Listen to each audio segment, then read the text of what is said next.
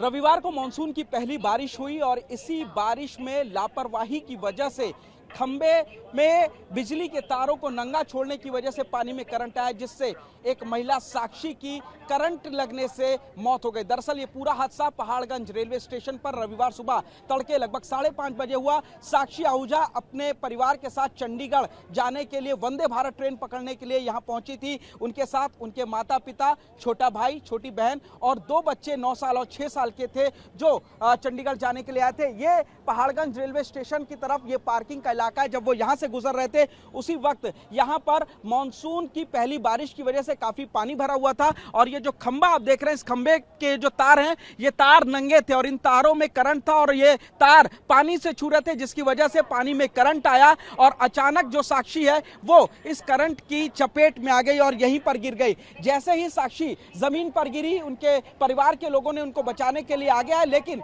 यहाँ उस वक्त तमाम जो टैक्सी ड्राइवर थे वो लोग मौजूद थे और वो लोग कंबल और डंडा लेकर क्या किसी तरीके से साक्षी को वहां से हटाया। इस बीच साक्षी के बच्चे साक्षी को करंट से बचाने के लिए आगे की तरफ बढ़ रहे थे, लेकिन उनको रोका गया। अगर यहां पर मौजूद टैक्सी ड्राइवर उन बच्चों को नहीं रोकते तो हादसा और भी बड़ा हो सकता था। परिवार के और दूसरे लोग भी इस करंट की चपेट में आ सकते थे। इस पूरे मामले में फौरन ही परिवार के लोग यहां पर टैक्सी में डाल करके साक्षी को अस्पताल ले गए, क्योंकि यहां पर उस वक्त कोई भी एम्बुलेंस या पुलिसकर्मी मौजूद नहीं था।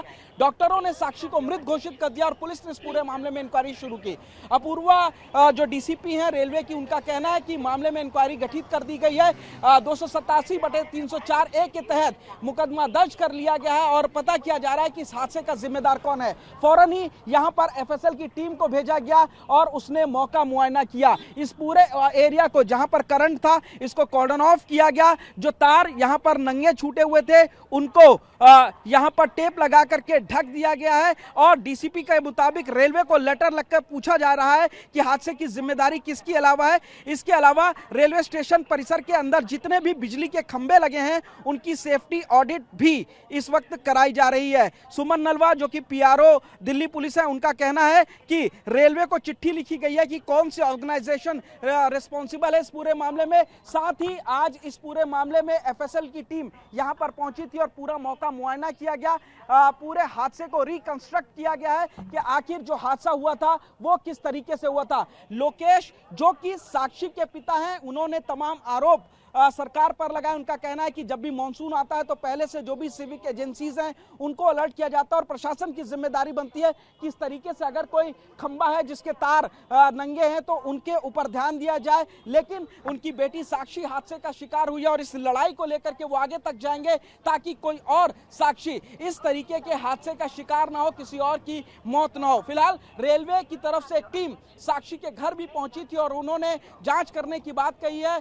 परिवार ने मांग की है कि इस पूरे मामले की निष्पक्ष तरीके से जांच हो और जानकारी होनी चाहिए कि आखिर इस हादसे का जिम्मेदार कौन है। लेकिन आप देखेंगे कि इस हादसे के बाद जो पूरा एरिया है इसको यहां पर कॉर्डन ऑफ किया गया है और जो तार यहां पर लगे हुए थे बिजली के खंबे में, उन तारों को भी यहां पर फिलहाल ढक दिया गया। पुलिस ने इस पूरे मामले में आईपीसी की धारा 304A के तहत मामला दर्ज किया है। साक्षी की 2011 में शादी हुई थी। वो आर्किटेक्ट थी, लेकिन पिछले कुछ समय से वो टीचर के तौर पर काम कर रही थी। उनके जो पति हैं अंकित, वो एक जापानीज कंपनी में इंजीनियर हैं। 2 उनके छोटे छोटे बच्चे हैं और गर्मियों की छुट्टी में वो अपने परिवार के साथ चंडीगढ़ जाने के लिए आई थी। एक रात पहले ही साक्षी अपने परिवार के पास माता पिता की तरफ पहुंच गई थी और उसके बाद वो रविवार की सुबह यहाँ से आ रही थी कि इस हादसे का शिकार हुई हैं। सवाल फिर वही खड़ा होता है कि साक्षी की लापरवाही की वजह से मौत हुई है। ये लापरवाही किसकी थी? कौन इस खंबे में नंगे तारों का जिम्मेदार है जिसके कारण साक्षी की मौत हुई है? इस पूरे मामले की अब दिल्ली पुलिस भी जांच कर रही है। कैमरामैन मनीष डोरियाल के साथ पुनीत शर्मा।